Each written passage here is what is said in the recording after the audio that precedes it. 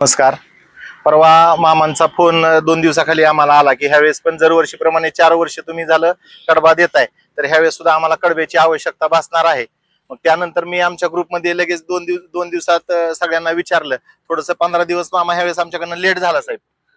म्हणजे सगळंच आर्थिक नियोजन आम्हाला तुमच्यासारखेच नाव न टाकण्याच्या अटीवर मदत करणारी बरीचशी लोक माझ्या बार्शी शहर तालुक्यामध्ये इथं जोडले गेलेले आहेत आमच्या ओनली समाजसेवा संस्थेला.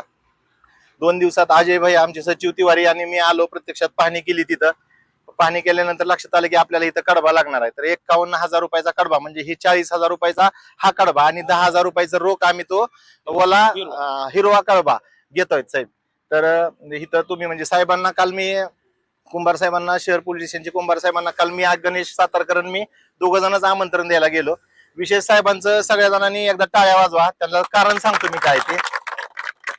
कारण की जसे आपल्याला शहर आपले सर देशपांडे साहेब हे साहेब मिळाले, शिरसट साहेब मिळाले, कुकडे साहेब मिळाले, बार्शी शहर मधले बरेच साहेब, म्हणजे सगळे जणांनी आमच्या आमच्या बार्शीतल्या जेवढ्या संस्था आहेत आणि आमची ओनली समाजसेवा संस्था आहे या संस्थे हा सर देशपांडे साहेबांनी माझ्या कार्यक्रमाला एसपी साहेब होते.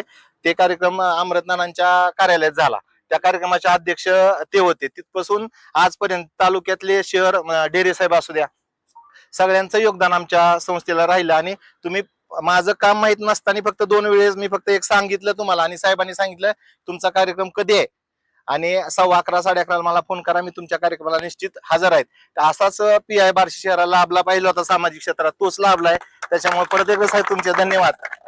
तसेच आमचे अमृत नाना राऊत, नानांचं आमचं पाहुण्यांचं नातं आहे बरं का.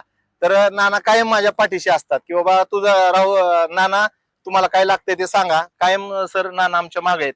आणि बोटे सर आज नाही तिथं, बोटे सरांच्या मिसेस आहेत ते पण आमच्या शेजारीच राहतात. त्याच्यामुळं त्यांचंही योगदान या पूर्ण टीम मध्ये ह्या कार्यात आहे.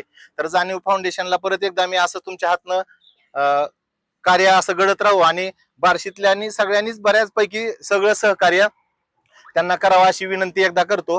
दुसरं तसं आम्ही कायम स्वरूपी तयार राहणार आहे. आज आपण त्यांच्या संस्थेमार्फत जाणीव गोशाळा आहे, यांची जी गोशाळेसाठी जे गायीचं पालन करतात त्यांच्यासाठी जो चारा देण्यात त्यांनी त्यांना दिलेला आहे. याबाबत मी त्यांचं मनापासून आभार व्यक्त करतो.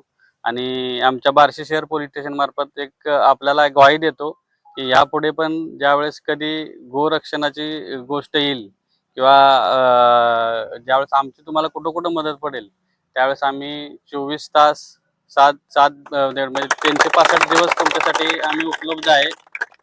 आणि त्यावेळेस तुमचं पण सहकार्य आम्हाला आवश्यक आहे.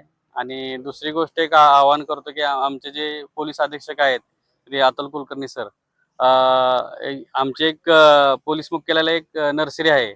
सरांचं मागच्या वेळेस सरांनी ह्या आषाढी वारीच्या वेळेस हरिद्वारी एक संकल्पना राबवलेली होती. ती पण आता चालू आहे. जे आपला पालखीचा मार्ग आहे त्या ठिकाणी सरांच्या मार्गदर्शनातून झाडे लावण्यात आलेली होती. तर यावेळेस पण आपण सगळ्या लोकांनी उत्स्फूर्त प्रतिसाद देऊन आमची मुख्यालय इथं नर्सरी आहे, यांना माहीत पण असेल ते तिथून आपण जर झाडं हे करून तर चांगली ठिकाणी लावता आली आणि त्याची जोपासना करता आली तरी एक चांगला उपकरण हे करता येईल. आज मला या ठिकाणी कार्यक्रमाला बोलवलं त्याबद्दल मी आपल्या सगळ्या फाउंडेशन, जाणीव फाउंडेशन आणि ओनली समाजसेवा फाउंडेशन याचे आभार व्यक्त करतो. धन्यवाद.